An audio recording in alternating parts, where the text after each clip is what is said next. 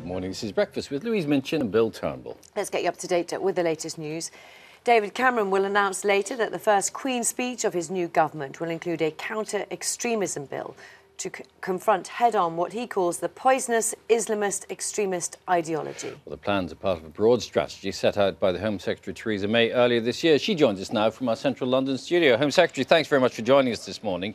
This bill to be announced by the Prime Minister includes measures to stop people inciting hatred and undermining democracy. It's all a question of definition, isn't it? How do you define extremism? How do you define hatred? That'll be something that'll be tested in the courts. Well, of course, the legislation will have to be drafted very carefully and there will be proper parliamentary debate about that.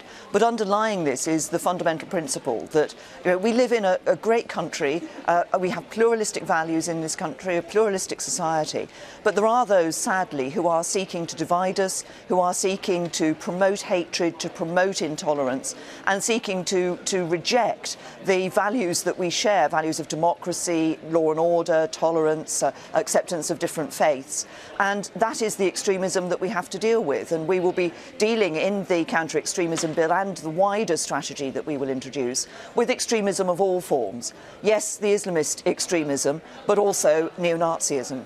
Yeah, the difficulty is, though, that a law designed for today's needs, so to speak, may be very loosely enforced under a future government, not necessarily yours, where the state will suddenly decide, actually, we don't like the look of your group, so we're going to shut you down and shut down the premises in which you operate, simply because we don't like what you're saying. You're extremist, so you can't have it anymore. No, that's not what this is about, and I think most people will recognise that actually we do need to ensure that we are promoting the values that bring us together as a society, the values that make us the great country to live in, those British values of democracy, of law and order, of tolerance.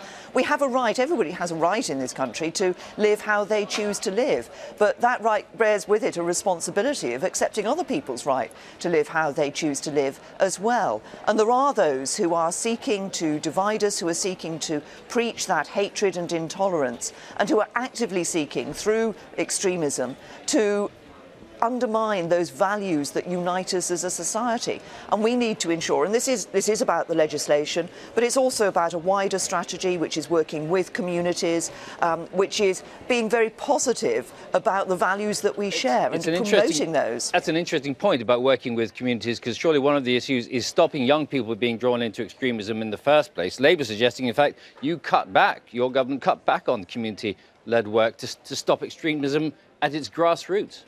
No, what we did when we first came into government in 2010 was we changed the way the programme that was operating, the Prevent programme, the way that it looked at these issues of extremism, so that it didn't just look at violent extremism, it did look at non-violent extremism.